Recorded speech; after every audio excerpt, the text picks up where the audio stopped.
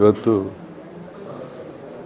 ಮಂಗಳೂರು ಮಾತ್ರವೇ ಅಲ್ಲ, ಇಡೀ ಕರ್ನಾಟಕ ರಾಜ್ಯದ ಒಬ್ಬ ಒಳ್ಳೆಯ ವ್ಯಕ್ತಿಯನ್ನು ಕಳ್ಕೊಂಡಂಥ ಒಂದು ದುಃಖ ಎಲ್ಲರಲ್ಲೂ ಕಾಡ್ತಾ ಇದೆ.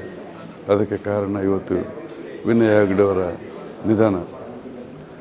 ವಿನಯ್ ಹೆಗ್ಡೆ ಅವರಂದರೆ ನನಗೂ ಅವರಿಗಿರುವ, ನಾನು ಹೈದರ್ ಪ್ರತಿಪಾಡಿ, ನನಗೂ ಅವರಿಗಿರುವಂಥ ಸಂಬಂಧ 22 ವರ್ಷಗಳ ಕಾಲ ನಾನು ಅವರೊಂದಿಗೆ ಬಹಳೊಂದು ಒಡನಾಟ ಮಾಡಿದ ವ್ಯಕ್ತಿಯಾಗಿದ್ದೇನೆ. ಯಾವ ಸಮಯದಲ್ಲೂ ಯಾವ ಸಂದರ್ಭದಲ್ಲಿಯೂ ಒಂದು ಫೋನ್ ಮಾಡಿದ ತಕ್ಷಣ ಅದಕ್ಕೆ ಸ್ಪಂದಿಸುತ್ತಿರುವಂಥ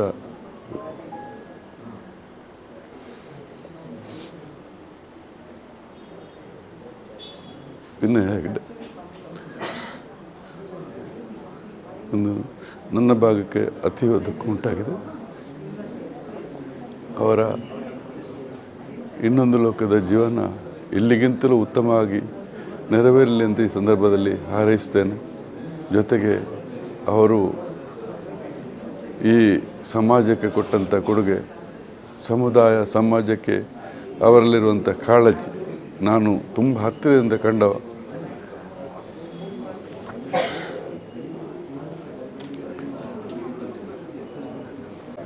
ಯಾವಾಗಲೂ ಯಾವ ಸಂದರ್ಭ ಬಂದರೂ ಎಲ್ಲರಲ್ಲಿಯೂ ಆ ವಿನಯ್ ಹೆಗ್ಡೆ ಎಂಬ ಹೆಸರಿಗೆ ತಕ್ಕಂತೆ ಅಷ್ಟೊಂದು ವಿನಯತೆಯನ್ನು ತೋರುವಂಥ ಒಬ್ಬ ಧೀಮಂತ ವ್ಯಕ್ತಿ, ಅಂಥ ವಿನಯಶೀಲ ಕರುಣಾಳು ಈ ನಮ್ಮನ್ನು ಕಳೆದುಕೊಂಡಿದೆ ಎಂಬ ನೋವನ್ನು ಈ ಸಂದರ್ಭದಲ್ಲಿ ಅವರ ಕುಟುಂಬಕ್ಕೆ ಸಹಿಸುವಂಥ ಶಕ್ತಿ ಆಗಲಿ ಅಂತ ಅವರ ಅಂತಿಮವು ಬಹಳ ಚಂದದಲ್ಲಿ ಅವರು ನೆನೆಸಿದಂಥ ದೇವರ ಹತ್ರ ಹೋಗಿ, ಕಾಶಿಗೆ ಹೋಗಿ ತೀರ್ಥಯಾತ್ರೆಯನ್ನು ಮುಗಿಸಿಕೊಂಡು ಬಂದು ಅವರು ದೈವಾಧೀನರಾದರು.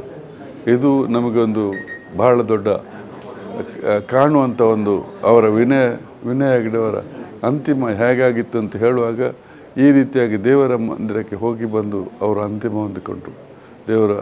ಅವರ ಇನ್ನೊಂದು ಲೋಕದಲ್ಲಿ ಒಳ್ಳೆಯ ಒಂದು ಜೀವನ ಕೊಡಲಿ ಅಂತೇಳಿ ಹಾರೈಸ್ತಾ ನಾನು